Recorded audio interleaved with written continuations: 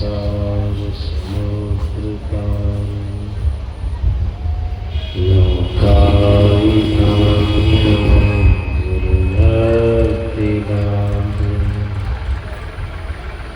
वैराग्य साम्राज्य दिको जिनाभ्यां नमो श्री गुरुपादुका संसार वृक्षमारोहा पतन्ति यस्तामद्धरति शर्वां तस्मै श्री गुरवे नमः। तस्मै श्री गुरवे नमः। तस्मै श्री गुरवे नमः। बोलिए प्रेम से श्री सद्गुरु महाराज की जय।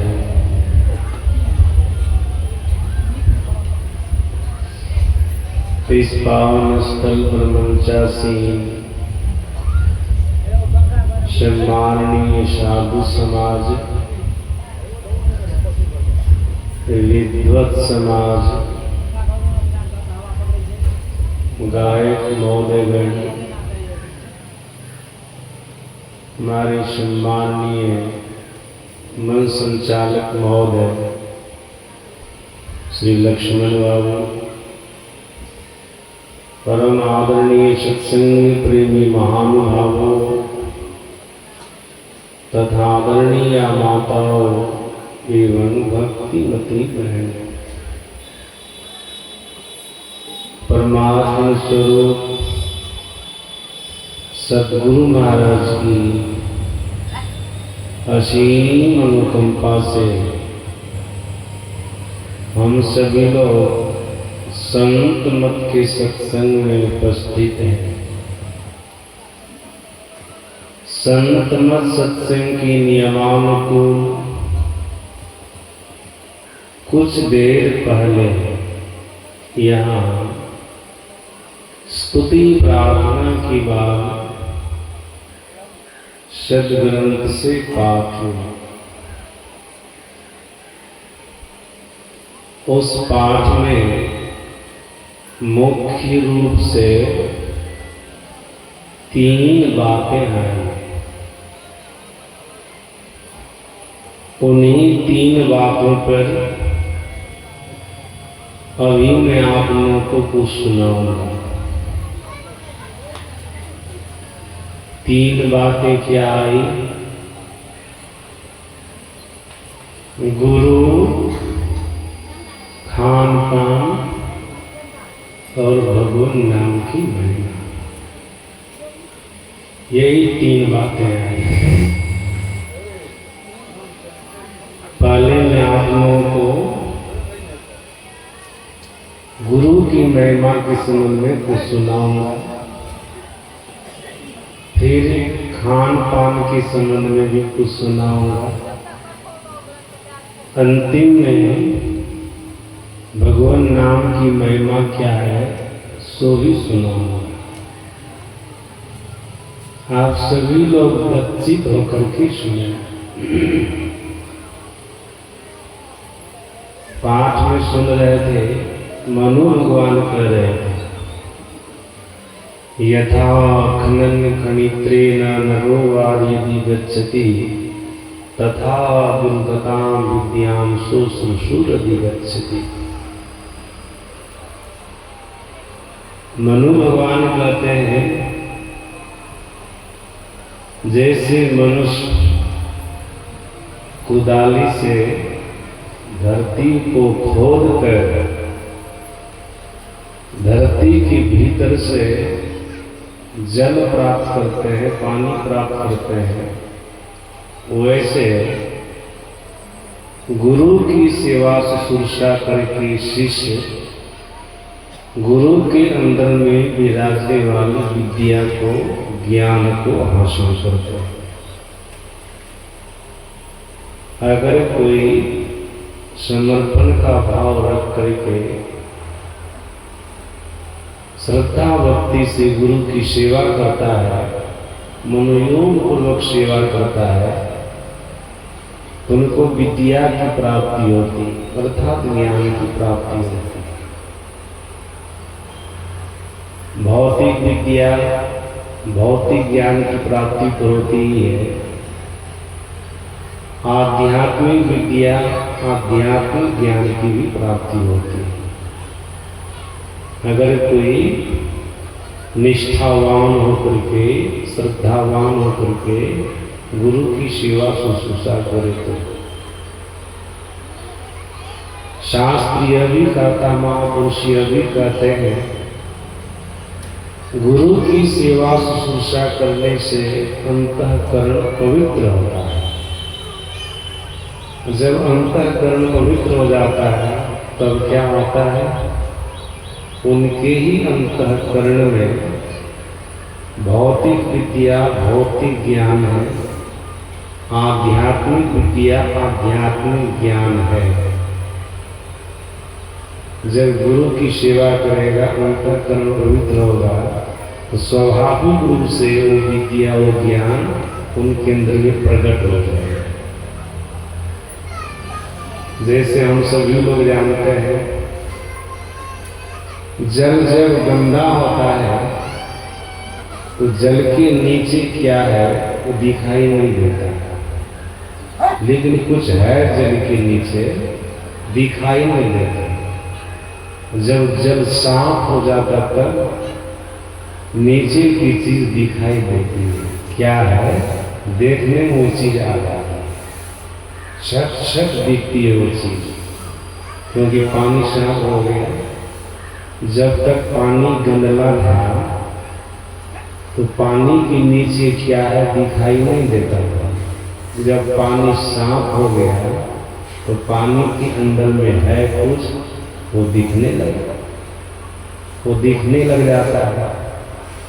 उसी प्रकार से शास्त्र कहता, महापुरुष कहते हैं, जब हृदय गंदा होता है, भीतर में तो भौतिक ज्ञान, आध्यात्मिक ज्ञान सब है, भौतिक विद्या, आध्यात्मिक विद्या सब है, लेकिन ये सब विद्या दिखती नहीं, सब ज्ञान दिखता नहीं है।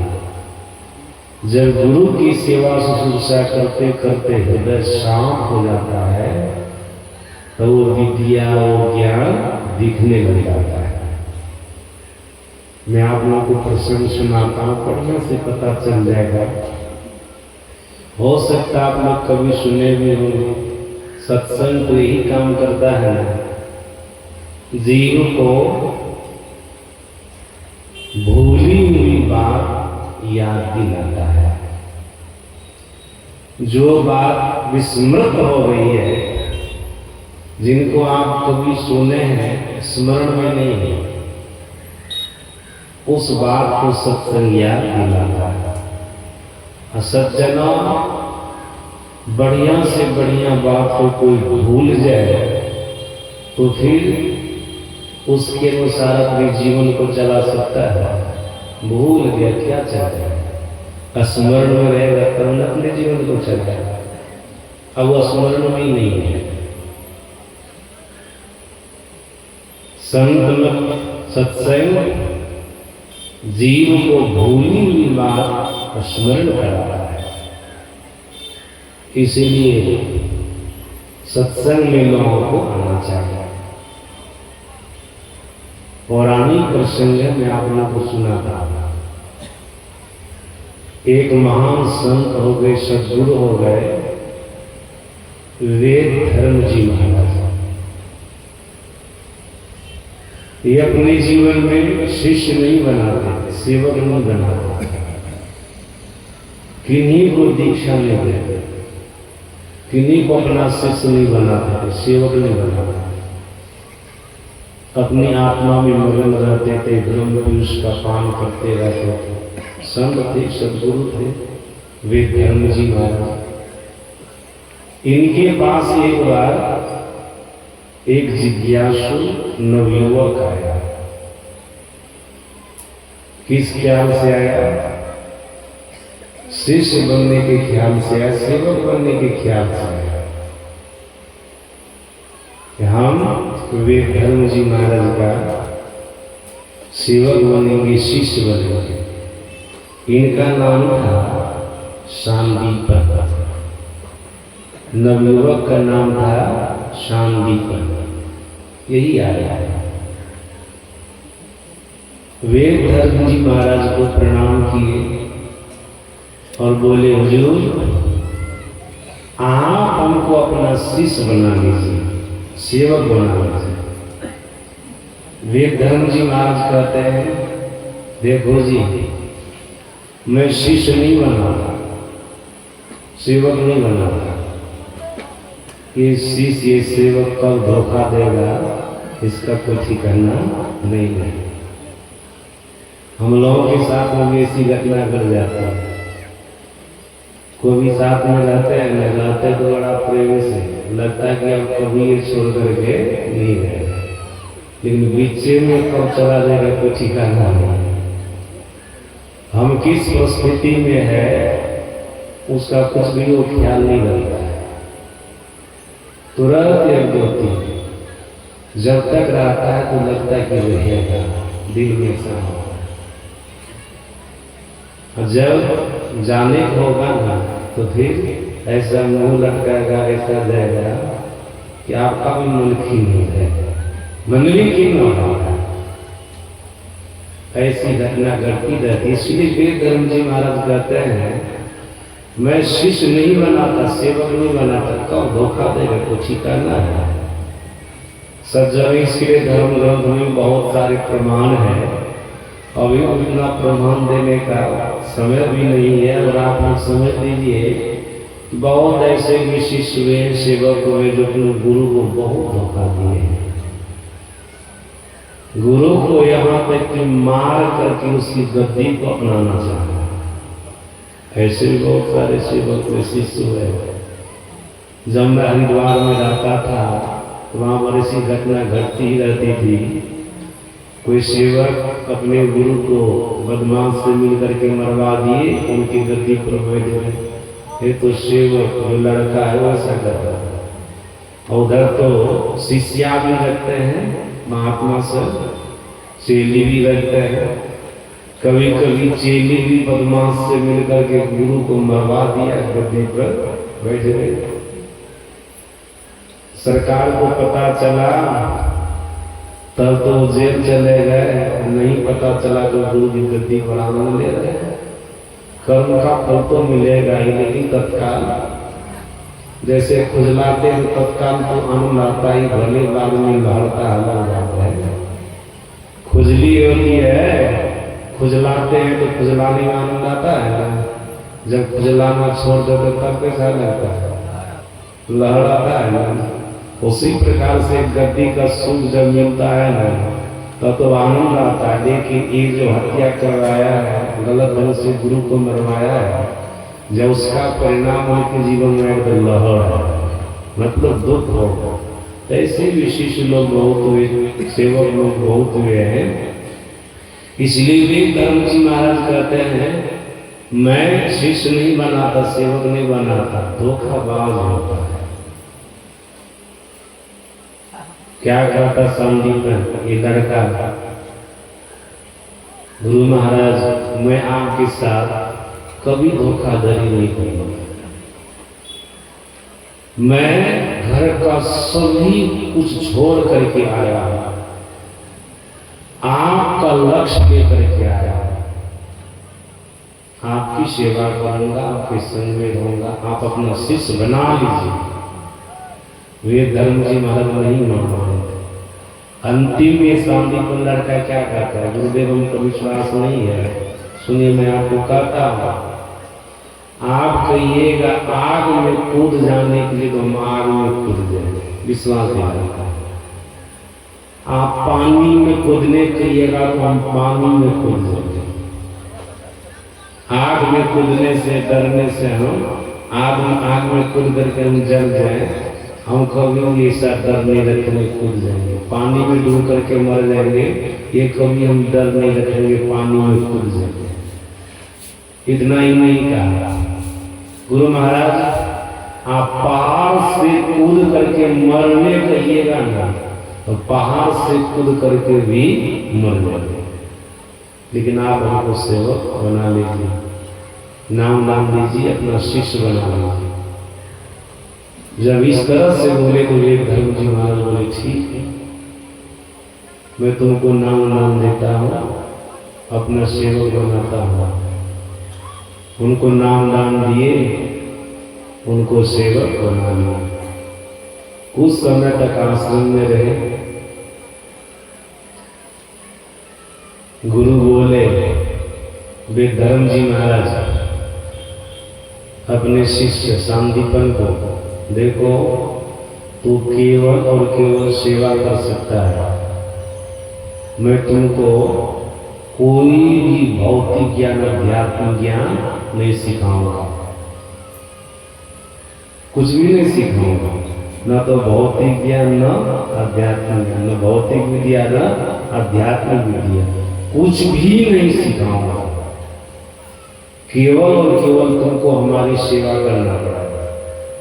ये भी था। बोले ठीक है गुरु महाराज, आप हमको कुछ मत सिखाइए, हमारी इच्छा है केवल आपकी सेवा करना, और किसी भी चीज की इच्छा नहीं है। समय बीतता गया। एक बार वे धर्म जी महाराज कहते हैं अपने शिष्य सांदीपन को, चलो तीर्थ करने के लिए निकलते हैं। तीर्थ करने के लिए निकले, पूरी भारतवर्ष का एक तीर्थ किए, अंतिम में काशी बनारस आया। जब काशी बनारस आ गए तब देखिए क्या हुआ, गुरु जी के पूरे शरीर में फोड़े हो गए, फुंसी हो गए, घाव हो गए, घाव से पीर निकलने लगा, घाव से बदबू आने लगी। ये वेद धर्म जी महाराज कहते हैं सांदीपन को, देखो जी हमारे शरीर में हमको कुष्ठ रोग हो गया है, ये छुआछूत की बीमारी है, अब तुम अपना घर चले जाओ, हो सकता है बीमारी तुमको भी हो जाए, हमारे पास में रहोगे, छुआछूत की बीमारी है, हो सकता है तुमको भी हो जाए, इसीलिए अब तुम घर चले जाओ। तो सांदीपन क्या करता है, हुजूर जब तक आप स्वस्थ थे तब तक मैं आपके साथ था, आज आप अस्वस्थ हो गए तो आपको हम छोड़ करके घर चले जाए, ये उचित है? भले हमको कुछ रोग हो जाएगा, लेकिन आपको छोड़ करके हम नहीं, आपकी सेवा करें। यही नहीं गुरु के प्रति निष्ठा, गुरु के प्रति श्रद्धा, गुरु के प्रति समर्पण। सज्जन यहाँ तो देखा जाता है सेवक शिष्य सब, जब गुरु सुख की अवस्था में रहते हैं तो साथ रहता है, जब गुरु दुख की अवस्था में जाते हैं तो साथ छोड़ देता है, ऐसा देखा जाता है। और ऐसे शिष्य का कभी भला होगा, ऐसे शिष्य का कभी कल्याण होगा, किसी भी तरह से इसका वाला नहीं होगा। देखिए क्या होता है, सांदीपन का गुरुदेव नहीं जाऊंगा, जब तक आप स्वस्थ नहीं हो जाते कहीं नहीं जाऊंगा, उसी तो आपकी शरण में आ गया हूँ, अब कहीं जाने की जरूरत है नहीं, सबको छोड़ करके आपकी शरण में आया, हमको कहीं जाना नहीं। अब देखिए क्या होता है, इस सांदीपन वे धर्म जी महाराज को जो के अपने गुरु हैं, स्नान कराते थे, भोजन कराते थे। भोजन कैसे कराते थे, उनकी अपनी कोई व्यवस्था नहीं थी, भिक्षा मांग करके लाते थे, भोजन कराते थे। जब स्नान करा करके उनके शरीर को तौलिया से पोंछने लग जाते थे, उनका घाव नहीं भी दुखता था, तब वो बहुत जोर से चिल्लाते थे और अपने शिष्य को गाली गलौज करने लग जाते थे। गुरु परीक्षा की नहीं, अगर ऐसी नौबत आ जाए तो कभी आप लोग गुरु को छोड़िएगा नहीं, समझिएगा हमारी परीक्षा की घड़ी चल रही है, अभी हमको सहना है। सदगुरु महाराज जी का जो सहना जानता है उसका सब कुछ बनता है, जो सहना नहीं जानता उसका सब कुछ बिगड़ेगा। इसलिए गुरु महाराज जी मैथिली भाषा में बोले बेटा सह, उनके प्रवचन में बेटा सह स्टिकर में निकला था, ये गुरु महाराज जी का वचन था बेटा सह। सर चलो किसी भी लाइन में आप हैं ना, किसी भी लाइन में है, देखिएगा इधर चलने से हमको फायदा होने वाला है। कितनों दुख हो, कितनों तकलीफ हो, कितनों कष्ट हो, उनको सहिएगा, फायदा होगा, लाभ होगा, सहिएगा। लाभ तो सभी न चाहते हैं, लाभ होगा। लाभ के मार्ग पर चलने से कोई कठिनाई आ जाए तब भी उस मार्ग पर चलते रहना चाहिए, कभी उस मार्ग का परित्याग नहीं करना चाहिए, कभी भी नहीं। घाव नहीं भी दुखता था, बहुत जोर से चिल्ला करके बेधर्म जी महाराज कहते थे अरे तू घाव को दिखा दिया, गाली गलौज, बगल में डंडा रखे थे, गाली गलौज करके नहीं छोड़ देते, डंडा उठाते थे, 2-4-5 डंडा भी लगा हुआ रहेगा। क्या करने को चला चलिया अभी वर्तमान समय में है, कोई बिरले कोई हो जाए तो अलग बात है, अपवाद तो हर जगह होता है, लेकिन जनरली ऐसा नहीं मिलेगा, जनरली ऐसा नहीं मिलेगा। सज्जन जब उनको भोजन कराते थे तो भोजन के समय में फदर फदर करते रहते थे, फदर फदर समझ रहे हैं ना लोग, बोलते रहते कुछ से कुछ भला हो रहा, खा भी क्या बोलते थे, अरे तू ऐसा नीच है ना, भिक्षा मांगने जाता है तो बढ़िया बढ़िया माल उधरे खा लेता है, घटिया घटिया माल हमको खिलाता है। यही सब फदर फदर करते रहते थे कि बढ़िया भिक्षा मांग करके समझो बढ़िया बढ़िया चीज होती थी, सब खा लेता है, घटिया घटिया चीज उनको खिला देता है। ऐसा तो लोग करना चाहिए। शांति पंजी महाराज कहते थे, ये लड़का बोलते थे कि गुरु महाराज ऐसा नहीं किया हो, जो भी मिला पहले आप ही के पास लाया हो, इसमें से एक दाना भी नहीं खाया। तब भी वे धर्म जी महाराज बोले तू ऐसा ही करता है, तू झूठ बोलता है। जब वो ऐसा नहीं करते थे, झूठ मूठ को उनको ढांकते थे, सज्जन की परीक्षा की घड़ी चल रही थी ना, किच किच किच किच करते ही रहते थे। अगर ऐसा को करे ना, माँ बाप भी करे तो उनकी संतान परेशान हो जाए। ये तो दूसरे कोई गुरु हैं, ये दिन भर किच किच करते थे, रात में भी किच किच करते ही रहते थे, तब भी ये सेवा में लगे ही रहते थे। यह है गुरु की सेवा शुश्रूषा। और याद है ना आप लोगों ने क्या कहा था, गुरु की सेवा शुश्रूषा करते करते जब अंतःकरण आपका पवित्र हो जाएगा ना, शुद्ध हो जाएगा ना, गुरु का ज्ञान, गुरु का ज्ञान, ध्यान ज्ञान, अध्यात्म विद्या आपके हृदय में प्रकट हो जाएगा। इतना ही नहीं, गुरु की कृपा से आपके हृदय में भौतिक ज्ञान, भौतिक विद्या भी प्रकट हो जाएगी। ये गुरु की सेवा शुश्रूषा का परिणाम है। देखिए क्या होता है। एक दिन सांदीपन एक लड़का गुरु की सेवा करके अपने कमरे में गए सोने के लिए, नींद में नहीं गए, लेटे हैं अपने बिछावन पर। चमत्कार क्या होता है, उस कमरा में प्रकाश होने लगा, प्रकाश। उस प्रकाश में देखते हैं शिव जी है, शिव जी प्रकट हो गए। सांदीपन जी कहते हैं शिव जी से, भगवान शंकर से, आप कैसे प्रकट हो गए, आपको हम बुलाए नहीं, आप कैसे प्रकट हो गए, आपको हम बुलाए नहीं। भगवान शंकर कहते हैं तुम्हारी गुरु भक्ति से प्रसन्न होकर के हम प्रकट हुए, तुम्हारे सामने में।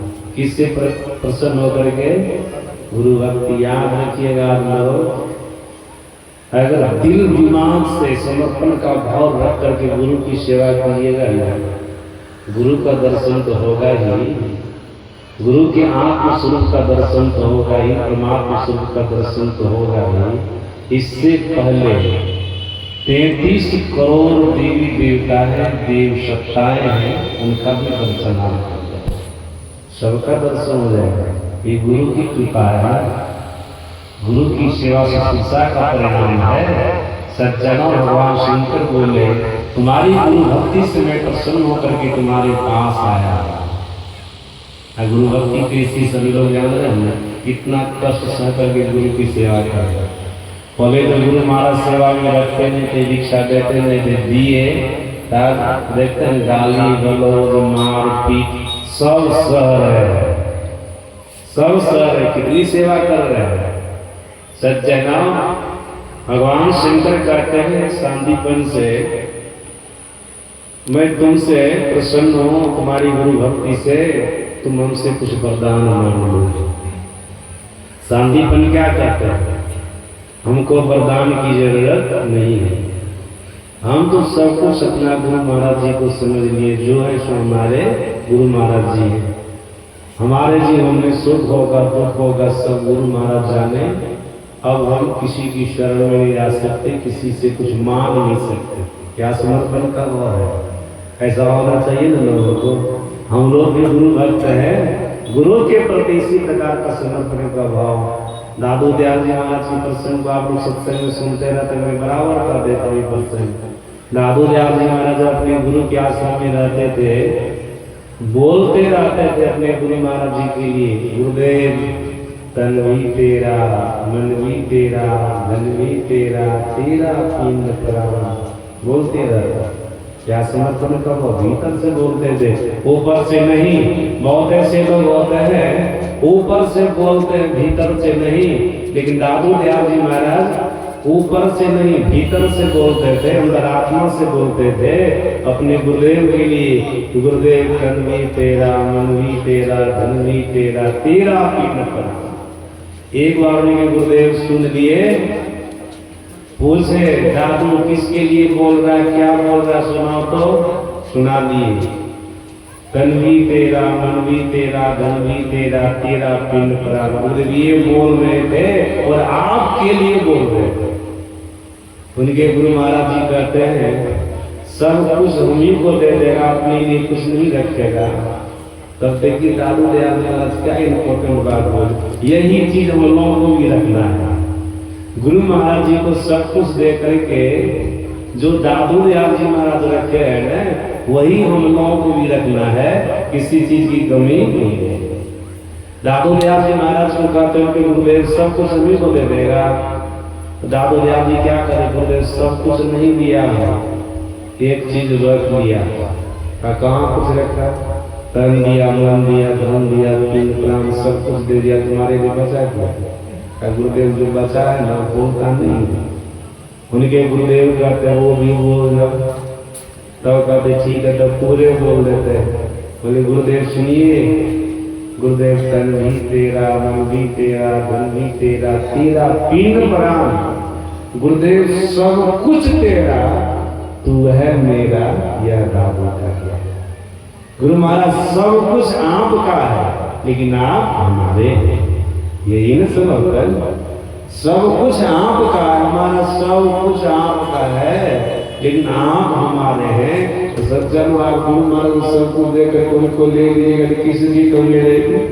जिनको सब कुछ दिए उसी को आप ले लिए, फिर आपकी जीवन किसी जी को मिलेगी। यह समर्पण का भाव ऐसा होना चाहिए ना। क्या कहते हैं सांदीपन, मैं सब कुछ अपना गुरु महाराज को समर्पित कर दिया हूँ, समर्पण कर दिया हूँ। अब हमारे सुख दुख में वही साथ रहेंगे, हमको किसी से कुछ लेना देना नहीं। आप आए, दर्शन दिए, बहुत बड़ी बात है, अब आप जा सकते हैं।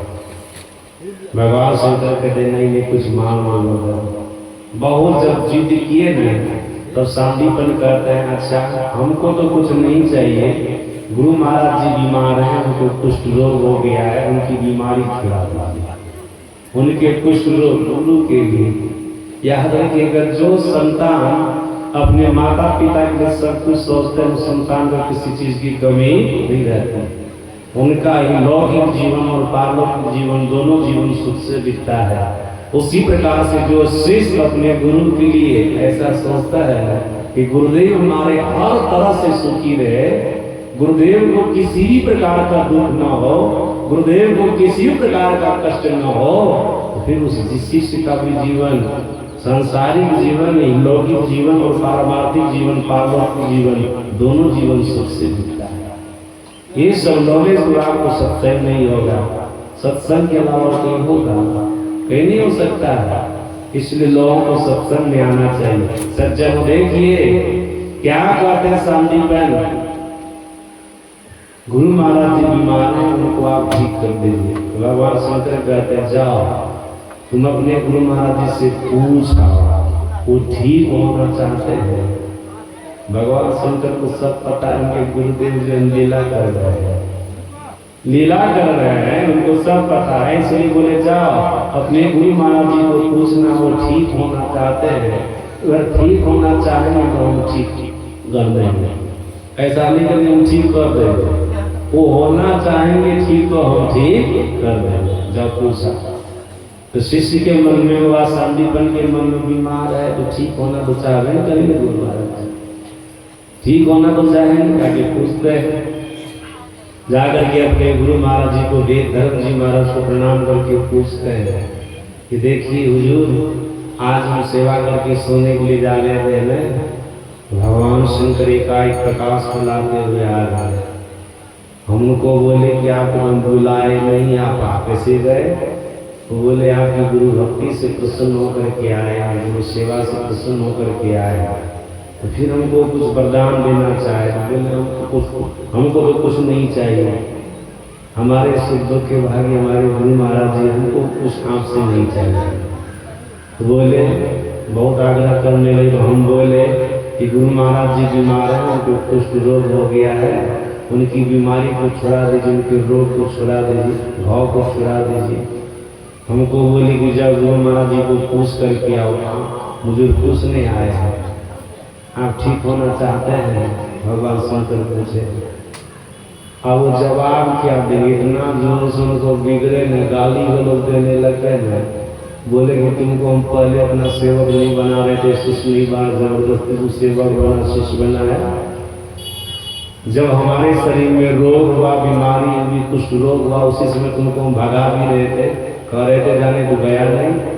आज तो सेवा से शुरू करके हमारे रोग को छुड़ाना चाहता है, हमारी बीमारी को छुड़ाना चाहता है। अरे ये तो हमारा प्रारब्ध है। क्या कह रहे गुरु महाराज? ये तो हमारा प्रारब्ध है, प्रारब्ध कर्म को भोग रहे हैं। अगर इसको नहीं भोगेंगे ना, फिर इस फल को भोगने के लिए, इस दुख को भोगने के लिए दोबारा फिर हमको शरीर धारण करना पड़ेगा।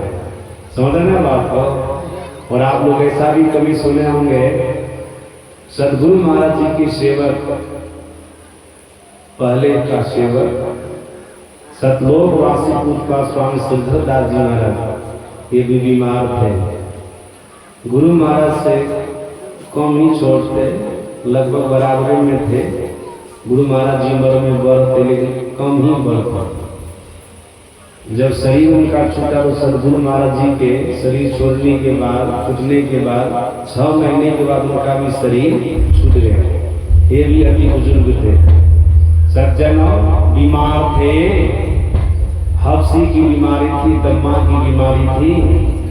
पूजपा स्वामी सिद्धदास जी महाराज को उनका पेट जो था ना, भांति के तरह चलता रहता था। जैसे बाहर की भांति होता है ना तौर ऊपर, वैसे उनका पेट होता रहता था तौर ऊपर। ऐसी बीमारी, दम्मा की बीमारी थी उनको। और ऐसा भी बोलते उनके शरीर में लहर बहुत मारता था, उनके शरीर में लहर बहुत मारता था।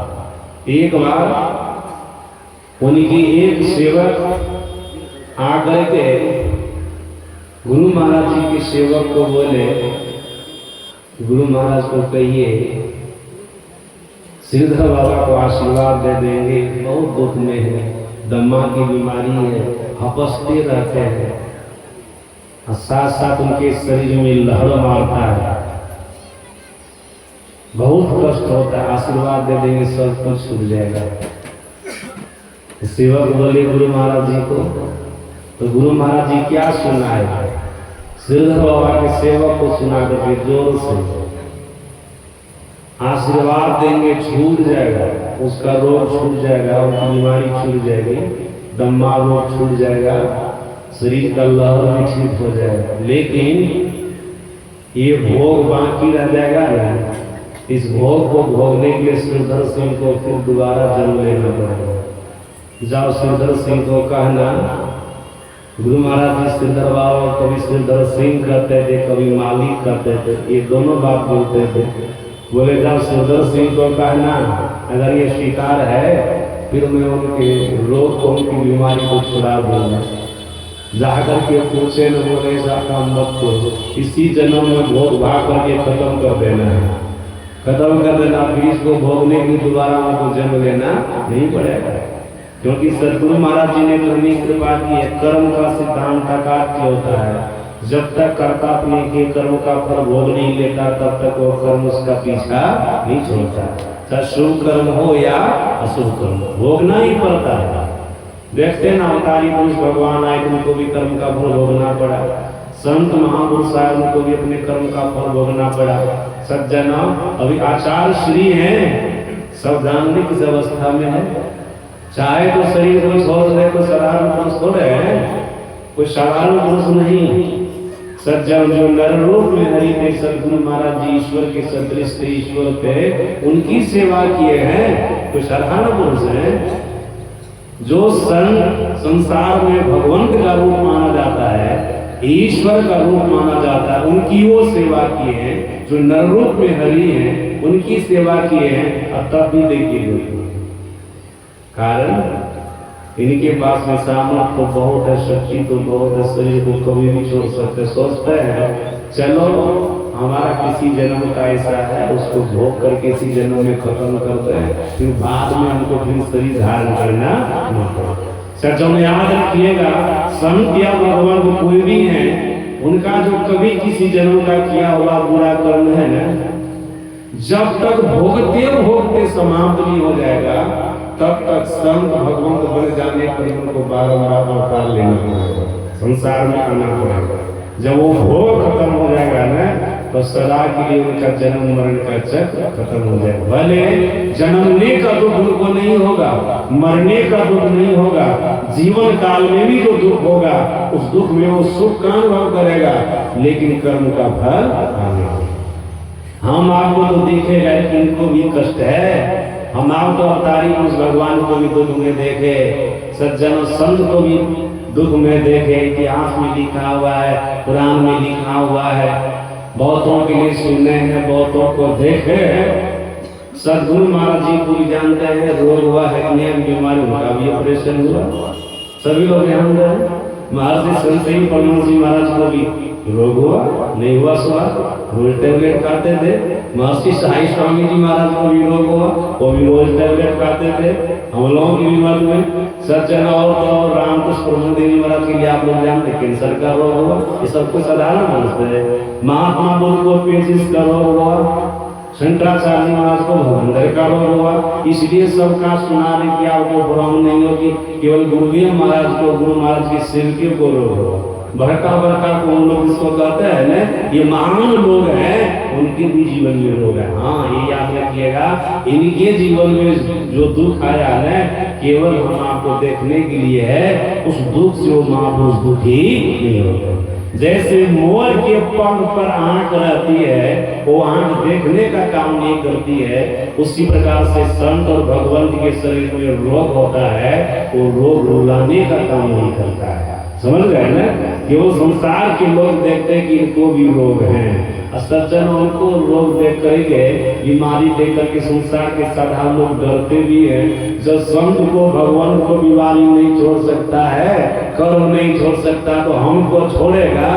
हमको बुरा कर्म नहीं करना है, इसको देख कर वो डरते भी हैं। संसार के लोगों को डराने के लिए भी, वो कर्म से, पाप कर्म से बचाने के लिए भी, ये अवतारी पुरुष संत लोग अपने शरीर में कोई न कोई रोग लेते हैं, कोई न कोई रोग लेते हैं। और अपने सेवक को, संग में रहने वाले सेवक को सेवा करने के अवसर प्रदान करते हैं, सेवा करने का अवसर प्रदान करते हैं। सज्जनों देखिए,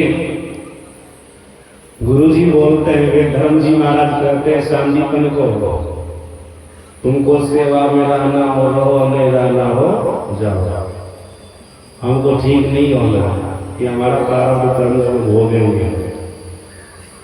लौट करके चला गया। शंकर भगवान को कहता अपना कमरा में जाकर बोले ना, गुरु महाराज जी ठीक होना नहीं चाहता है, अब आप जा सकते हैं। बोले तुम ही कुछ वरदान मांगो। हम तो मांगो नहीं करेंगे, हमको किसी चीज की जरूरत नहीं है। कैसा एक निष्ठ है, ऐसा ही होना चाहिए। अभी देखते हैं गुरु भक्त को, सत्संगी को, कभी कभी गुरु महाराज जी की पुकार को नहीं सुनता है, देवी देवी देवता के पास चले जाते, चलो ये सुने तो देख उन्हीं के पास आ जाते। यह है समर्पण का भाव, ये विश्वास हुआ गुरु के प्रति।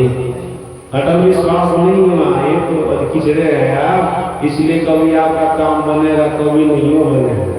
कभी आपका जीवन सुखी रहेगा, कभी आपका जीवन दुखी भी हो जाएगा, क्योंकि आपके अंदर में समर्पण का भाव नहीं है। समर्पण का भाव नहीं है। सज्जनों, भगवान शंकर लाख प्रयास की लेकिन वरदान नहीं दिए। कुछ समय बीता, फिर एक दिन सांदीपन गुरु की सेवा करके रात्रि काल में जब शयन करने के लिए गए, फिर प्रकाश हुआ उनके रूप में, विष्णु भगवान प्रकट हो गए। उनके रूप में विष्णु भगवान प्रकट हो गए। विष्णु भगवान प्रकट हुए तो लोग कहते आप कैसे आ गए? सत्संग में तो पहले सुनने में किए थे कि विष्णु भगवान ऐसे होता है, शंकर भगवान ऐसे पहचान लेते थे, बोले आप कैसे यहाँ प्रकट हो गए? आपको नहीं बुलाया कि आपका नाम का तो स्मरण मैंने नहीं किया, कैसे आप आ गए? और भगवान विष्णु कहते तुम्हारी गुरु भक्ति से प्रसन्न होकर के आया है, गुरु भक्ति से प्रसन्न होकर के आए हैं।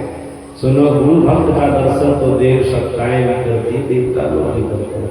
जो अच्छे गुरु भक्त होते हैं उनके दर्शन के लिए देवी देवता लोग भी आते हैं। सुनो, उन देवी देवताओं में हमको श्रेष्ठ माना जाता विष्णु को में आ गया हमारा दर्शन के लिए, गुरु की सेवा शुश्रूषा के लिए करेगा। तो देवता का दर्शन करने के लिए आपको नहीं जाना पड़ेगा, देवता लोग भी आपके दर्शन करने के लिए। समझ गए ना? ये है गुरु भक्ति में शक्ति। सज्जनों, भगवान विष्णु कहते हैं तुम्हारी गुरु भक्ति से हम प्रसन्न है, तुम कुछ वरदान हमसे मांगो। काम तो कोई जरूरत नहीं है, हम आपसे कुछ भी नहीं लेंगे। हाँ, जब बहुत करने लगे तो फिर वही बात बोल दो कि हमारे गुरु महाराज जी बीमार हैं, छुड़ा दे। सोचे कि वहाँ नहीं जाना पड़े, यही छोड़ा दे तो अच्छा जाएगा। लेकिन ये भी भगवान विष्णु ले जाओ, गुरु को पूछ करके आओ, वो ठीक होना चाहते हैं। ये भी जान रहे हैं ना, वो लीला कर रहे हैं, जब ठीक होना चाहते हैं पूछ करके आओ। इस बार गए डरते डरते पूछे, बोले हुजूर आपकी सेवा से हमको हुए नहीं है, लेकिन आपके शरीर में कुष्ठ रोग है, घाव से तीर निकलते रहता, खून निकलते रहता, हमको देखना नहीं जाता है। हमारे मन में तो गुरु महाराज जी को बहुत पीड़ा हो रही, बहुत कष्ट हो रहा है। आपकी दुख को देख करके हम ऐसा आपको बोल रहे हैं कि देखिए आज भगवान विष्णु आए, रूम में प्रकाश मिलाए, प्रकट हो गए, प्रकट हो गए। हमको वरदान मांगने बोले तो वरदान नहीं मांगे, बोले बहुत जब जिद किए तो बोले कि हमारे गुरु महाराज जी को ठीक कर दीजिए। याद रखिए, हम आपकी सेवा से नहीं उड़ रहे हैं, डर में रहे, केवल आपको स्वस्थ करना चाहते हैं, आपको दुखी देखना नहीं चाहते, आपको सुखी देखना चाहते, इसीलिए हम आपको बोल रहे हैं। अगर आपकी मर्जी ठीक होने की नहीं है तो नहीं, अलग बात है, लेकिन हम आपके लिए सर ताकि मार न लगेगा कि लोग पड़े, इसलिए पहले बड़ा हिसाब से बोल रहे, हिसाबों से बोले न तैयो गाली बोलो सुनिए नहीं, 2-4 लाठी उनको मारिए दिए सहेगा जल्दी चला चलिया। सेवक सर बहुत मुश्किल है, गुरु की सेवा करके गुरु के ज्ञान को प्राप्त करना, भौतिक ज्ञान अध्यात्मिक ज्ञान को प्राप्त करना, भौतिक विद्या अध्यात्मिक विद्या को प्राप्त करना बहुत मुश्किल है, बहुत कठिन है। सज्जनों, सहज बात नहीं, सरल बात नहीं है। सब लोग गौर से सुनिए, मैं पौराणिक बात आपने को सुना रहा हूँ, कोई मनगढ़ंत बात नहीं है, हकीकत बात है। सज्जन देखिए, बहुत विनम्र से बोले, गुरु जी आज कुछ नहीं बोले, गाली गलौज तो हुआ, वरदान के लिए कुछ नहीं बोले कि ले लो, हम की बोले, मौन हो गए, गाली गलौज करके मारपीट करके।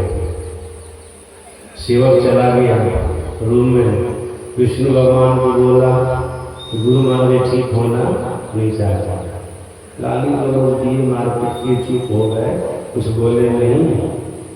सज्जन आप याद रखिएगा, भगवान विष्णु तो चले गए, जब प्रातः काल हुआ, आज संदीपन गुरु की सेवा में उपस्थित होता है, तो देखते हैं गुरु महाराज जी आज प्रसन्न की मुद्रा में, आज प्रसन्न है। और दिन जाते थे लगता था क्रोध है इनके अंदर, निगल रहे हैं, कुछ कर रहे हैं, ऐसा लगता है। लेकिन आज गए संदीपन तो देखते गुरु महाराज जी प्रसन्न मुद्रा में। इतना ही नहीं, गुरु महाराज जी को प्रणाम किए, और दिन उनके माथे पर हाथ नहीं रखते थे, आज उनके माथे पर हाथ रखे, उनके माथे पर हाथ रखे। इतना ही नहीं, अपने सीना से लगा करके, जैसे माता पिता अपने बच्चे को सीना से लगा करके लाल प्यार करते हैं, वैसे उनका लाल प्यार करने वाले। और क्या कहते भावों को करके गुरु महाराज विक्रम जी महाराज, बेटा मैंने तुमको बहुत सताया, बहुत गाली गलौज किया, बहुत मारा पीटा, बहुत भला बुरा था, देखो तो हमारे शरीर में कोई रोग है, देखो तो। जैसे सांदीपन देखता है गुरु महाराज के शरीर को, एक छोटी सी भी फुंसी उनके शरीर में, छोटी सी भी फुंसी, बड़ा घाव तो छोड़िए, छोटी सी भी फुंसी नहीं, बिल्कुल स्वच्छ। इतना ही नहीं, गुरु के शरीर से आज खुशबू आ रही है, पहले तो बदबू आती थी, आज गुरु के शरीर से खुशबू आ रही है। सांदीपन करता है, गुरु महाराज ऐसे कैसे हो गए, अभी का बीमार थे, तुरंत ऐसे परिवर्तन। देखो हमको कोई बीमारी नहीं हुई, इनको कोई रोग नहीं हुआ था, मैं अपने शरीर में बीमारी लाया, रोग लाया, तुमको सेवा का अवसर दिया। सुनो, सेवा करने से अंतःकरण पवित्र होता है, भौतिक विद्या के साथ साथ आध्यात्मिक विद्या की उपलब्धि होती है, भौतिक ज्ञान के साथ साथ आध्यात्मिक ज्ञान की उपलब्धि होती है, उसमें भी गुरु की सेवा। सज्जन ऐसे भी शास्त्र का काम आप उस करते हैं, जो भी संसार में दुखिया व्यक्ति है, आप उनकी सेवा कीजिए, माता पिता की सेवा कीजिए, दादा दादी की सेवा कीजिए, सास ससुर की सेवा कीजिए, जो भी सेवा के लायक हैं उनकी सेवा कीजिए।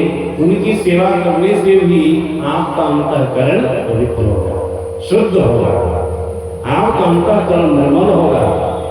सज्जनों इतना ही नहीं, याद रखिए इस अंतःकरण से जब शुद्ध हो जाएगा, पवित्र हो जाएगा, निर्मल हो जाएगा, इस अंतःकरण से आप प्रभु का भी दर्शन करेंगे। क्योंकि परमात्मा श्री राम ने कहा, निर्मल मन दर्शो मोहि पावा, मोहि पर चल छिद्र न भावा। जिनका अंतःकरण निर्मल होता है, पवित्र होता है, वही मेरा दर्शन करता है, ऐसा श्री राम का कहना है। सज्जन अंतःकरण पवित्र हो जाएगा तो आपको अपने इष्ट के आत्म स्वरूप का भी ज्ञान हो जाएगा। जो अध्यात्म ज्ञान की अंतिम पराकाष्ठा है, अध्यात्म ज्ञान की पराकाष्ठा है, इष्ट की आत्म स्वरूप का दर्शन, आत्म ज्ञान, वो भी आपको हो जाएगा, वह भी आपको हो जाएगा। क्या कहते आप वेदधर्म जी महाराज संदीपन को, मैंने तुमको सेवा का अवसर दिया, देखा कि तुम्हारे अंदर में बहुत श्रद्धा है, समर्पण का भाव है, निष्ठा है, निष्ठावान हो, तुम्हारे मन समर्पण का भाव सोचे, और सब कोई उपाय बताएंगे न साधन विधि, तो करते करते को बहुत समय लगेगा आत्मज्ञान प्राप्त करने में, संसार का ज्ञान प्राप्त करने में। सोचे सेवा का मौका देते हैं, सेवा करने से जल्दी अंतःकरण पवित्र होगा और इनको आत्मज्ञान होगा, परमात्म ज्ञान होगा, आत्मज्ञान होगा, परमात्म ज्ञान होगा। इसलिए मैंने अपने शरीर में रोग लाया, बीमारी लाया, तू सेवा किया, तुम्हारा अंतःकरण पवित्र हो गया, आज मैं तुमको आशीर्वाद देता हूँ, लो भौतिक विद्या के साथ साथ आध्यात्मिक विद्या को प्राप्त करो। उसी से उनको भौतिक विद्या की प्राप्ति, अध्यात्म विद्या की प्राप्ति हो गई। इतना ही नहीं, उनको आत्मज्ञान हो गया, परमात्म ज्ञान हो गया। सज्जनों, सदगुरु महाराज जी बीमार थे ना, अस्वस्थ है ना, आप लोग सुने ही होंगे कभी। एक बार दिल्ली के सत्संगी आए थे कुपाघाट, देखे कि कुछ बाबा लोग गुरु महाराज जी को उठाते हैं, बैठाते हैं, खिलाते हैं, पिलाते हैं, सब कुछ सेवक लोग करते, तब इनका काम होता है।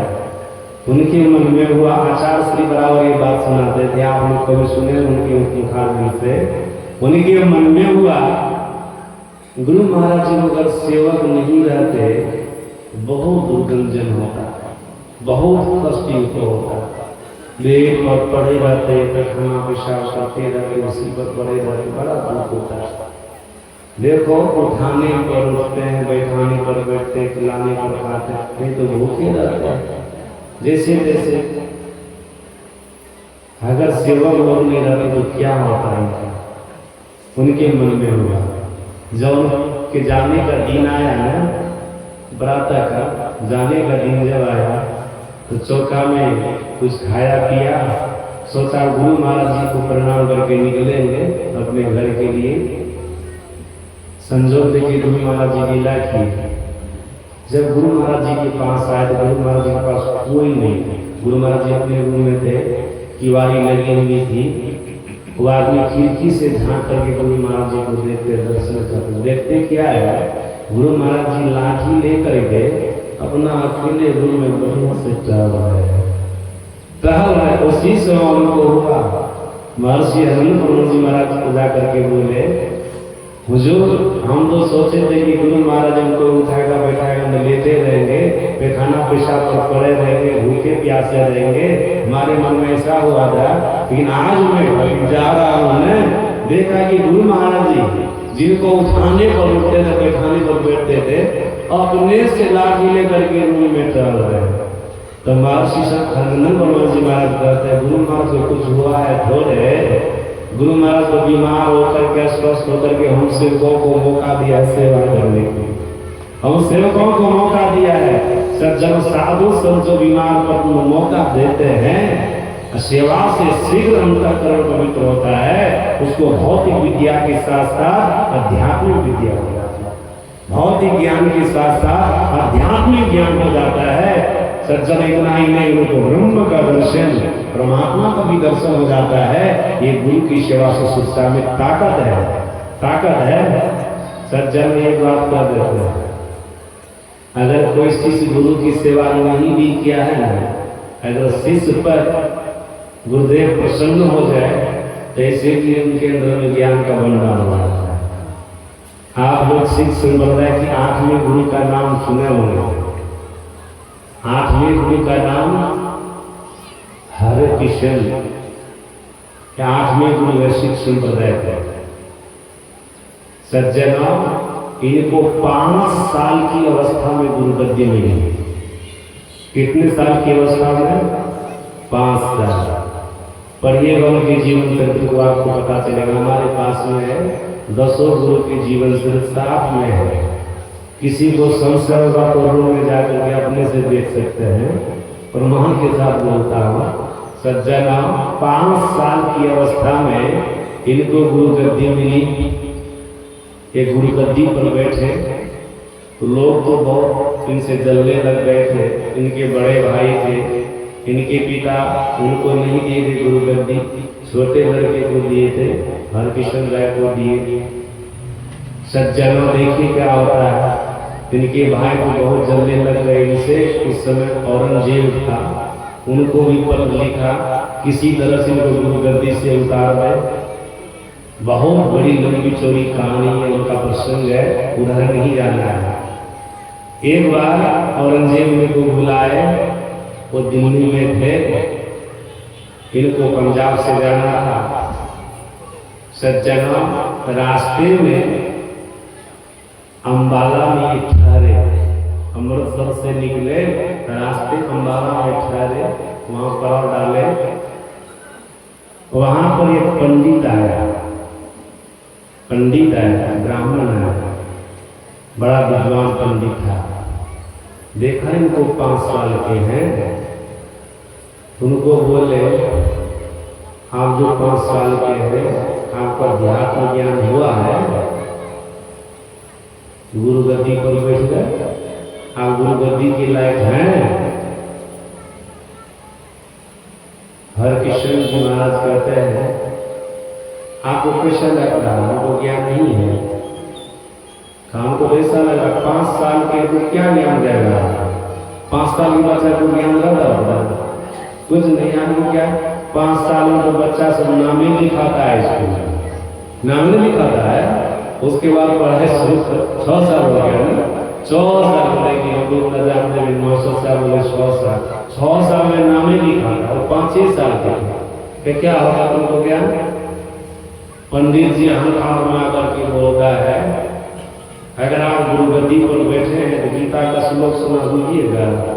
गीता का श्लोक ये हरकिशन ने क्या चमत्कारी महापुरुष कहते हैं, हमसे आप क्या सुनिए, जाइए शहर में खोजिए किसी व्यक्ति को, किसी भी व्यक्ति को हमारे पास में बुला लाइए, पकड़ करके किसी भी व्यक्ति से, किसी भी व्यक्ति को लाइए, उसी से मैं आपको गीता का श्लोक सुनाऊंगा। समझ गए क्या है महापुरुष? ये सिख संप्रदाय के 8वें गुरु हैं किशन जी महाराज। सज्जनों बोले किसी भी व्यक्ति को बुला के लाइए। हो गए शहर, वो भी ऐसा पंडित जी था उस समय के, समय लीजिए वो क्या किए, एक बौका समझ रहे से जिनके मुंह में बोली नहीं थी, जो बोलते नहीं थे, बौका को पकड़ के लाया। बौका का इनसे आप गीता का पाठ सुनाइए, बड़ा बोले के लिए किसी को बुला के लाएंगे, उसी से गीता का पाठ करेंगे, सुनवाइए वही इनसे। यार किशन राय क्या करता है, देखिए गुरु का चमत्कार। वो बोका को कुछ सेवा नहीं किया है, गुरु कृपा कर रहा है। सज्जन हरकिशन राय को उनके पिता, उनके गुरु का आशीर्वाद था। 5 साल की अवस्था में इनको ज्ञान हो गया। ये भी तो पढ़े नहीं है, बिना पढ़े इनको सारा ज्ञान हो गया। कैसा संस्कार लेकर के आए थे? बौका तो कुछ बोलियो नहीं सकता, अपना नामों बता नहीं बता सकता, अपना माता पिता का भी नाम नहीं बोल सकता। बौका कुछ बोलता है, बौका कुछ नहीं बोलता। ऐसे लोग को पकड़ के लाया पंडित जी। ये क्या करते हरकिशन राय, उनके हाथ में एक छड़ी थी, उनके माथे पर रखे, बौका के माथे पर रखे और बोलो जी गीता का श्लोक बोलो, उसका बढ़िया से सही से अर्थ करो। जैसे बोले ना उसी समय वो बौका गीता का श्लोक बोले लगा, एक तरफ से उसका अर्थ करने लगा। सज्जनों, अभी जो महर्षि हरिमंत महाराज है ना, इनकी बात मैं आपको बता देता हूँ। एक बार गुरु महाराज जी की जयंती के अवसर पर महर्षि हरिमंत जी महाराज अपने छत पर लेटे हुए। अभी जहाँ का रूम बना हुआ, कमरा बना हुआ जिसमें रहते हैं ना, उस समय वहाँ पर रूम बना हुआ नहीं था, कमरा बनाने से खाली छत था। गर्मी का मौसम था, गुरु महाराज की जयंती थी, बहुत सारे लोग आए थे, थके भी थे आचार्य श्री। जब वो स्वस्थ थे तो अपने व्यवस्था भी देखते थे, आचार होने पर भी अपने व्यवस्था देखते थे। सेवा करने की भावना उनके लिए अंदर बहुत। सज्जनों, छत पर लेटे थे, लगभग 10 बज रहा था, 10 बजे रात की बात है। मैं उनके चरण को दबा रहा था। बाद में जय कुमार बाबा भी आए उनकी सेवा करने के लिए। वहां पर एक बूढ़ी माता जी अपने पोता को लेकर के आए। हमको कहती है बाबा आचार्य श्री से आशीर्वाद दिलाना है पोता का। मैंने कहा क्या हो गया पोता का, क्या हो गया? बूढ़ी माता कहती है देखिए ना, ये परीक्षा देने गया था मैट्रिक का बचिया में, 2 माला को परीक्षा हो रही थी। परीक्षा देकर के जब रूम से निकल रहा था, विद्यार्थी लोग सब झुंड निकला दूर से, तो दीवार थी, उस पर भार पड़ा और दीवार टूट गई। तो रहता है गिरे नहीं कोई, उस पर भार पड़ा, दीवार टूट गई। 100 विद्यार्थी जो दीवार से लगे थे भगवाड़ा करके नीचे गिर गए। बहुत को बहुत खुश हुआ, हमारे पोता का भी हाथ टूट गया, पैर टूट गया। हाथ पैर की हड्डी जो टूटी ना वो तो ठीक हो गया, लेकिन उसी समय हमारे पोता के मुंह से गोली गए हो, बोल नहीं रहा। हम सोचते गुरुदास आशीर्वाद देते हैं तो हमारा पोता बोलने लग जाएगा। हम बोले एक बूढ़ी माता आई है, अभी नींद में नहीं गए थे, बूढ़ी माता की सब बात वो सुन रहे थे, नींद में नहीं गए थे। बोले बूढ़ी माता ऐसा ऐसा बोल रही है अपने पोता के लिए। प्राचार्य श्री थोड़ा सा उठ करके, आधा लेते थे आधा उठ गए, थोड़ा सा अपने सिर को उठाए। बच्चा को पूछते हैं जो कई वर्षों से बोल नहीं रहा था, उनसे पूछते हैं, हाँ जी तू नहीं बोलता है, देखिए क्या होता महापुरुष का सेवा। उनको बोले हाँ जी तू नहीं बोलता है, सामने की बात है, देखी हुई बात है। तुरंत वो बच्चा कहता है कि हाँ बाबा हम तो बोलते हैं। उसी समय से उनकी बोली प्रारंभ चालू। सज्जन कुछ समय तक कृपाधार आश्रम में भी लड़का रहा, बहुत बढ़िया पढ़ने लिखने में हर तरह से। ये महापुरुष का चमत्कार, यहाँ बौका बोलने लग गया। ये तो पहले बोलता था, बीच में बस गिरा था, 6% बोली गए हो गई थी, नहीं बोल रहा था। लेकिन वो जो पंडित जी लाए थे हर किशोर राय के पास, वो तो बिल्कुल बौका था ना, जन्मे से बौका था। माथे पर शरीर रखे, बोले गीता का श्लोक बोलो, इनको भी रात में सुना, इनको भी दिखाई देखिए क्या है महापुरुष का चमत्कार। सज्जन बोलना प्रारंभ कर रही से ज्ञान, शास्त्र को पढ़िएगा, धर्म ग्रंथ को आप पढ़िएगा तो इसी तरह ज्ञान होगा।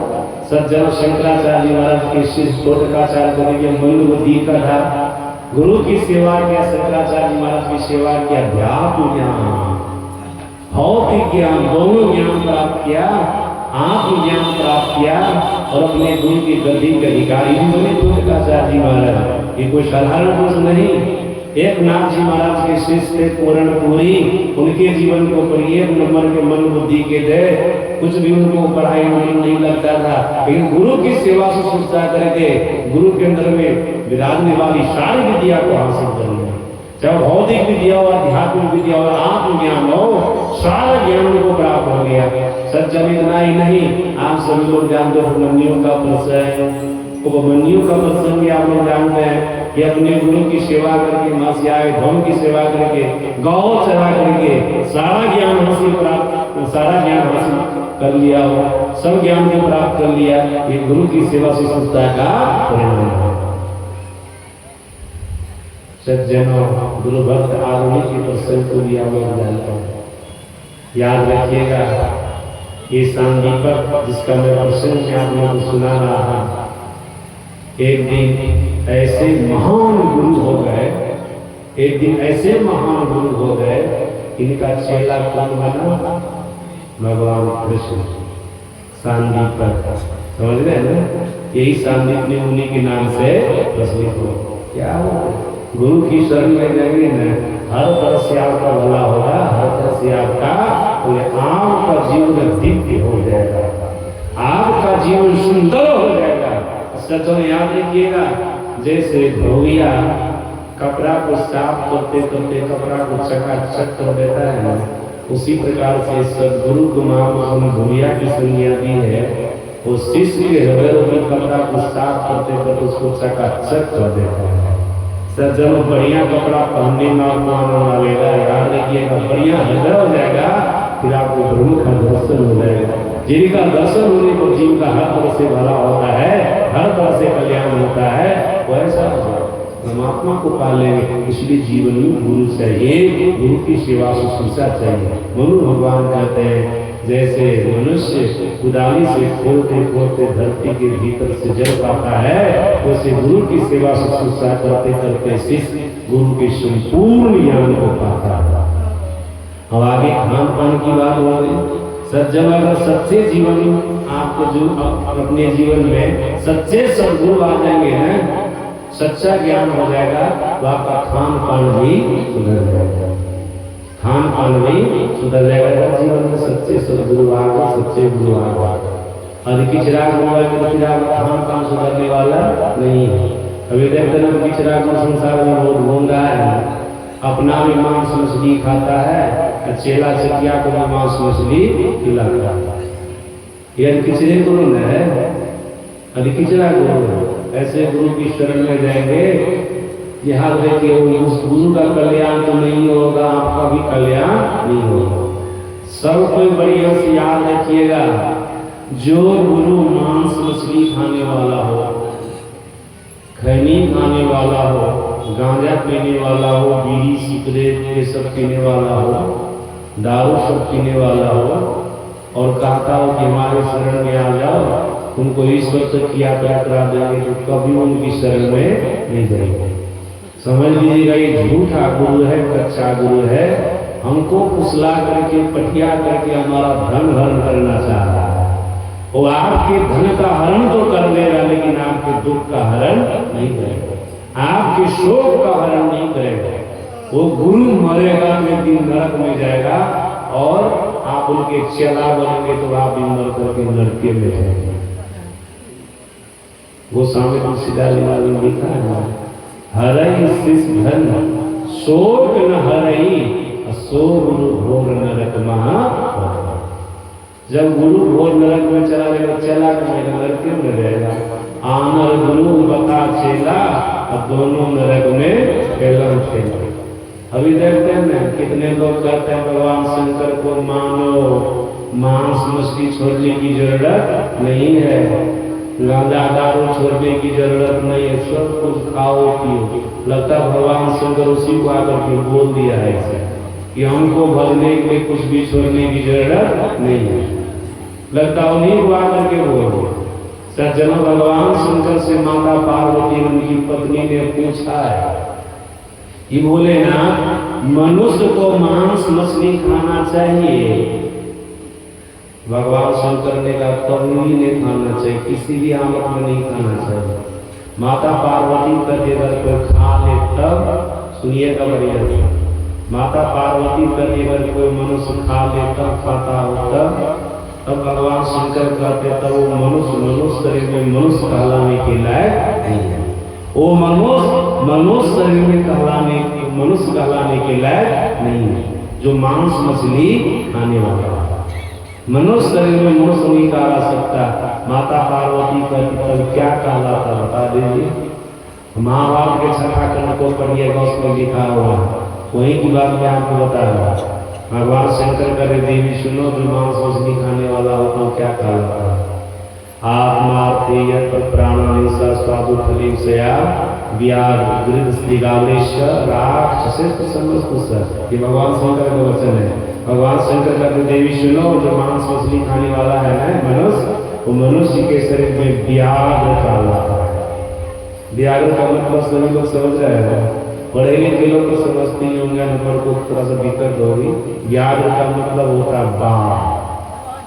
दिखते को मनुष्य के तरह भगवान शंकर कहते माता पार्वती को, जो मांस मछली खाने वाला मनुष्य है ना, वो बाघ के समान है।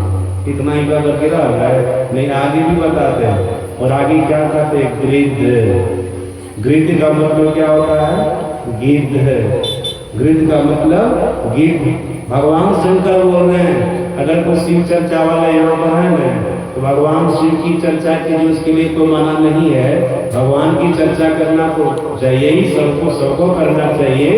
लेकिन अगर गलत चीज खाते पीते होंगे ना, आज दिन से छोड़ दीजिएगा, आज दिन से छोड़ दीजिएगा। देखो आपका भला होने वाला नहीं, आगे कहूँगा भला होने वाला नहीं है, कल्याण होने वाला नहीं, सुधर जाइए।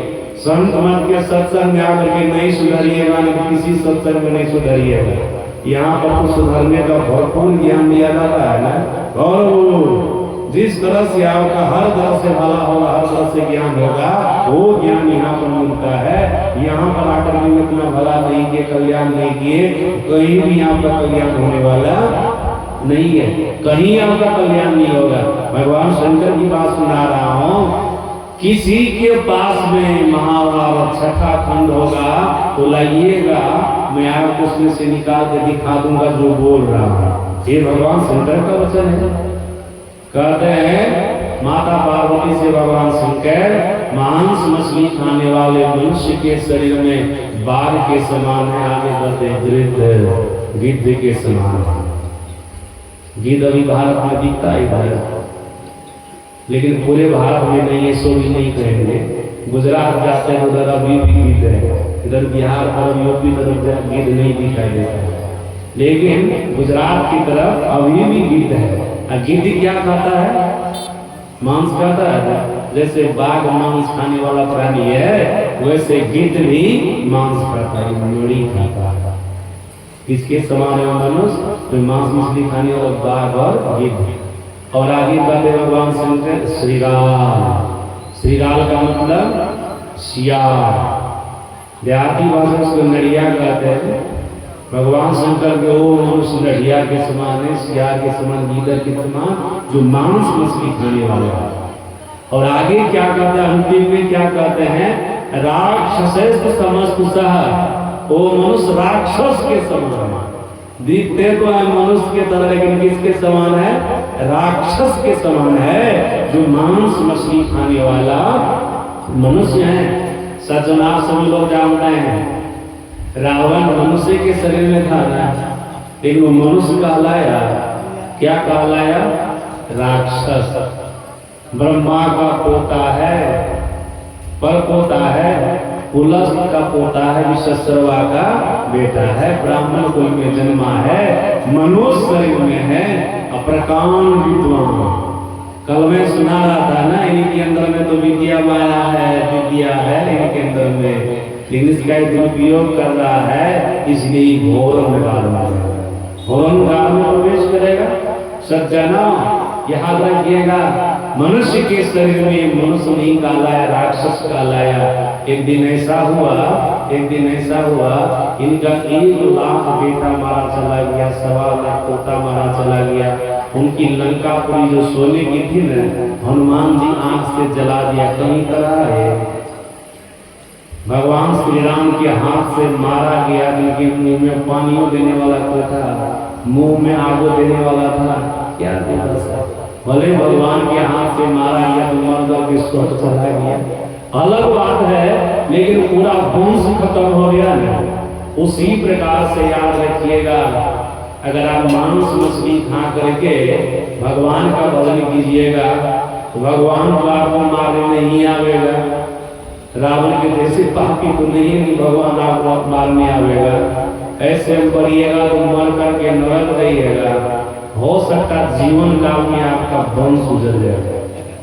सज्जनों, ये रावण किसका भजन करता था जानते हैं ना आप लोग? शंकर भगवान का भजन।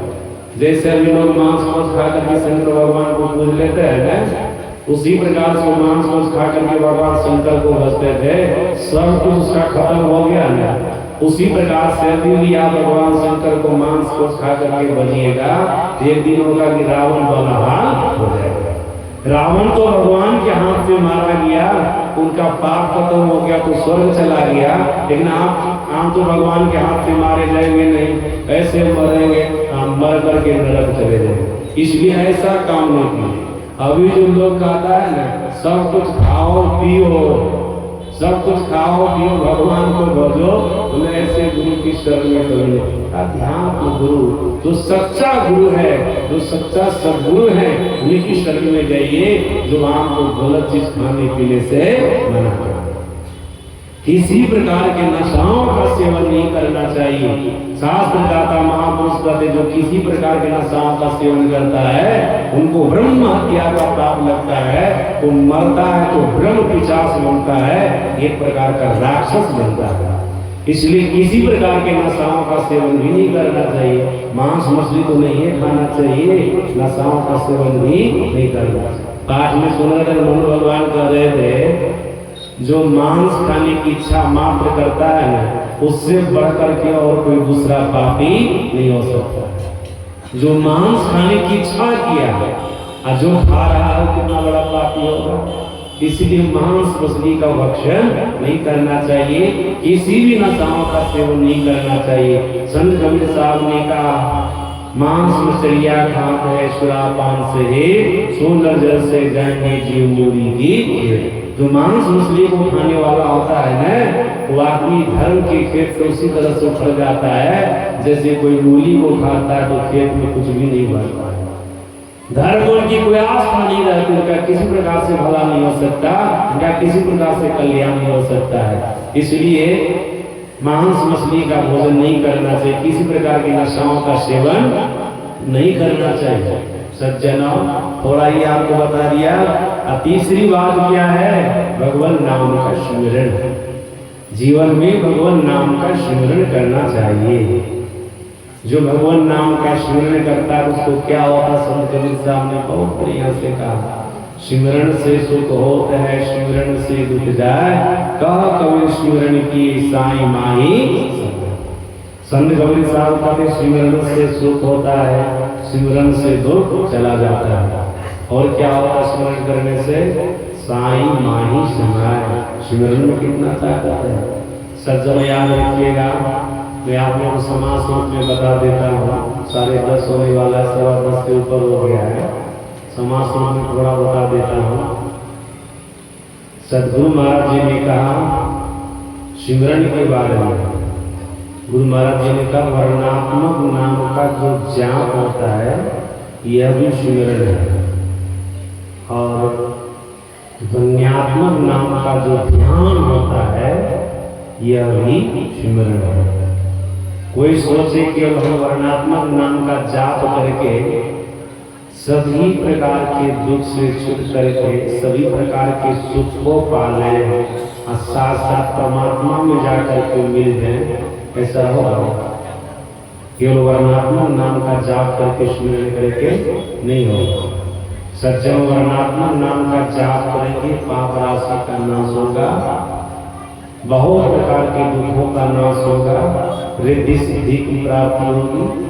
जैसा कि गोस्वामी तुलसीदास महाराज ने कहा, साधक नाम जप ही लौलाई हो सिद्धि अनुमादिक पाई, जप ही नाम जन आरत भारी मिटई कुसंकट हो सुखारी। ये सब तो होगा सज्जनों, आपका दुख मिट जाएगा, आपके जीवन में सुख आ जाएगा, पाप राशि का नाश हो जाएगा, रिद्धि सिद्धि की प्राप्ति हो जाएगी। वर्णात्मक नाम का जाप करने से, स्मरण करने से संसार में आप बढ़िया से जी लीजिएगा, सुख से जी लीजिएगा। लेकिन ऐसा नहीं कर सकते हैं कि इसी नाम से केवल आपको परमात्मा भी मिल जाएंगे, ऐसा होगा? ऐसा नहीं होगा। तब क्या करना पड़ेगा? ध्वन्यात्मक नाम का ध्यान करना होगा। तो ध्वन्यात्मक नाम का ध्यान को अंधकार में रह करके कर सकते हैं? कोई अंधकार में रह करके ध्वन्यात्मक नाम का ध्यान नहीं कर सकते हैं। जो गुरु की कृपा से साधन करके अपने आप को अंधकार से निकाल करके प्रकाश में ले गया है, तो प्रकाश में जाते ही उनको भीतर में शब्द सुनाई देगा। ध्वन्यात्मक नाम से वो कहते हैं भीतर का शब्द प्रकाश होने पर जो शब्द होता है, बिंदु में का नाम बोले, एक बिंदुता की प्राप्ति हो जाने पर, भीतर में प्रकाश हो जाने पर जो शब्द होगा, जो ध्वनि होगी, ये ध्वनि इनका ध्यान करना है। सज्जनों, बाहर के काम से उनको नहीं सुना जाता है, उनको भीतर के काम से, सूरत के काम से उनको सुना जाता है। सज्जनों, ध्वन्यात्मक नाम का जो ध्यान करता है ना, याद रखिएगा, उनको बाहर का काम बंद करना पड़ता है। जो संत मत में नारायण की दीक्षा लिया है उनको पता होगा, वे लोग इस बात को जानते हैं। मानव ध्यान दृष्टि साधन करने में केवल दो ही चीज बंद करना पड़ता है, आंख बंद करना पड़ता है, मुंह बंद करना पड़ता है। जब आप नाद का ध्यान करेंगे, भीतर में आंतरिक नाद का ध्यान करेंगे, तो आपको आंख बंद करना पड़ेगा, मुंह बंद करना पड़ेगा और कान भी बंद करना पड़ेगा। तो भीतर के कान को, बाहर के कान को बंद करना पड़ता है। अब जो भीतर में शब्द सुनिएगा, उनका जो ध्यान कीजिएगा, किससे? ख्याल से, सूरत के काम से उनको सुनिएगा और उनका ध्यान करना। ये होगा तब जब आपको प्रकाश हो जाएगा। वैसे सदगुरु महाराज जी ने अखबार में का अभ्यास के लिए कोई अंधकार में भी रह करके इसका अभ्यास कर सकते हैं। अगर गुरु की कृपा हो तो लगन से करे। हो सकता है अंधकार में रहने वाले साधक भी कभी स्थूल मंडल के केंद्रीय स्वर को पकड़ ले, फिर उनका आगे का काम शुरू हो जाए। जबकि देश में संतवानियों के सब में ऐसा नहीं है, उसमें अपना अनुभव कह रहा हूँ, महाराज ऐसा बोल रहे, मेरा अपना अनुभव है, ऐसा हो सकता है, अपवाद है, लेकिन जनरली ऐसा होने वाला नहीं है। जनरली तो तब होगा जब आप भीतर में प्रकाश को देखेंगे। सज्जन जब प्रकाश को देखेंगे, भीतर में जो शब्द होगा उस शब्द में अपने सूरत को लगाना, अपने ख्याल को लगाना, ये भी सिमरन ही है। संत कबीर साहब ने सिमरन को बहुत बढ़िया से समझाया। जब तक संयम साधना सब सिमरन के मां।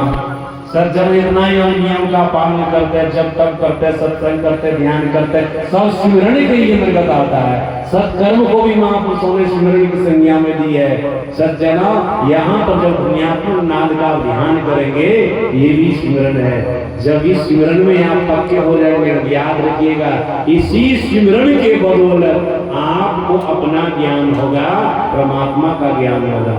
आपको अपनी पहचान होगी, परमात्मा की पहचान होगी। सज्जनों, जो जीव अपने जीवन काल में परमात्मा को पहचान लेगा तो होगा क्या? उसी के लिए ऐसी बात होती है, साई माही समय।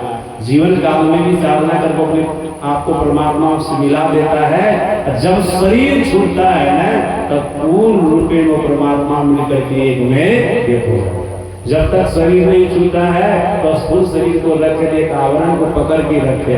भले साधन करके सभी आवरण से अपने आप को निकाल लिए हैं, लेकिन संसार में लोक कल्याण के लिए स्थूल शरीर को धारण किए हुए हैं। एक आवरण है, पकड़ करके रखे हैं। भले इससे छूट गए हैं, लेकिन लोक कल्याण के लिए इनको पकड़ के रखे हैं। सज्जन जैसे शरीर का परित्याग करेंगे, निश्चित रूप से आप ब्रह्म में मिल करके एक में एक हो जाएंगे। ऐसा होगा, हम प्रभु प्रभु हम एक ही होई, द्वंद्व द्वैत रहे नहीं कोई, मैं ही ऐसी आरती की जाए, भव महाजन बहुरी नहीं दी जाए। इस अवस्था को आप प्राप्त कर लीजिएगा। सज्जनों, याद रखिएगा, जीवन में गुरु चाहिए, गुरु की सेवा चाहिए। अब आप कहेंगे गुरु महाराज शरीर छोड़ करके चले गए, तो उनकी हम क्या सेवा करेंगे? जिनका नाम लिए वो सब तो अपने गुरु की सेवा किए हैं। लेकिन याद रखिए, असली सेवा गुरु की सेवा क्या है? आज्ञा सुनना, सुशाही सेवा। यही असली सेवा है गुरु महाराज जी की। सज्जन, गुरु महाराज जी भले शरीर छोड़ करके चले गए, लेकिन वो जो हम लोगों को आज्ञा करके गए, आदेश दे करके गए हैं कि सत्संग करो, ध्यान करो, सदाचार का पालन करो। अगर इतना कर रहे हैं तो आप गुरु की सेवा कर रहे हैं। एक दिन आपका अंतःकरण पवित्र हो जाएगा। गुरु की सेवा करके, गुरु को धारण करके गुरु की सेवा कीजिए, उनके बताए मार्ग पर चलिए। साथ साथ अपने खान पान को सुधार करके रखिए। गुरु से जुक्ति जान करके पहले वर्णात्मक नाम का जाप कीजिए, फिर ध्यानात्मक नाम का ध्यान कीजिए। इसके बीच में जो रूप का ध्यान बताया जाता है, फिर बिंदु ध्यान बताया जाता है, ये भी कीजिए। सज्जना, रूप का ध्यान, स्थूल रूप का ध्यान कीजिए, उसके बाद सूक्ष्म रूप का ध्यान कीजिए, बिंदु ध्यान कीजिए। इतना कीजिएगा, स्वाभाविक रूप से आपके जीवन में कल्याण आवेगा, आपका कल्याण होगा, आपका भला होगा। अभी के सत्संग जितना आप लोगों को सुनाए, फिर ब्राह्मण काल के सत्संग आप लोग आइए, और विशेष बात मैं आप लोगों को सुनाऊंगा। सज्जन में एक आदत होती, जो पाप होता है उसी में से कुछ निकाल करके बोलते हैं, और थोड़ा सरल भाषा में बोलने का प्रयास करते हैं कि सब साधारण इस बात को बढ़िया से समझ जाए। केवल और केवल बिंदु नाम की चर्चा करें तो सबके पल्ले पड़ने वाले नहीं है। इसलिए जहाँ पर बड़ी सभा होती है, वहाँ पर सब तरह की बातें होती हैं, ताकि सभी लोगों को कुछ न कुछ खुराक मिले। सज्जन, सब तरह का ज्ञान होना चाहिए। मैं आप लोगों को अभी सुनाया, गुरु के लिए, खान पान के लिए, भगवान नाम के लिए ये बताया। अब अपराह्न काल के सत्संग में आप लोग आइएगा और विशेष रूप से सुनिएगा। हमारे भाई महोदय भजन गाएंगे, उसके बाद आप लोग उससे पहले सूचना देंगे हमारे आगे में दर्शन बाबा। एक निवेदन संचालक महोदय बाबा से, एक सूचना मैं अपने अगर इजाजत हो तो हाँ दीजिए ना, सूचना देने में क्या है। दे दे।